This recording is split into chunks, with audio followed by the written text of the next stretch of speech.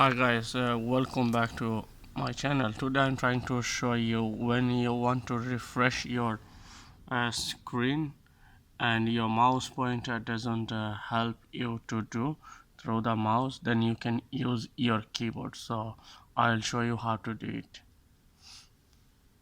Normally if we click right click is allow us refresh windows on screen, but as you can see it's not showing anything.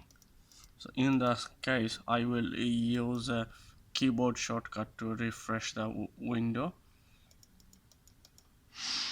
So to do that you need to press this from your keyboard and this window will appear on your screen, as you can see, and then you have to click from your keyboard arrow key.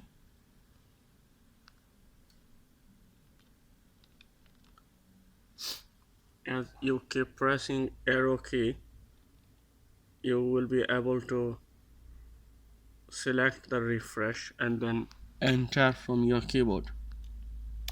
Here you go, and there is another option you can apply.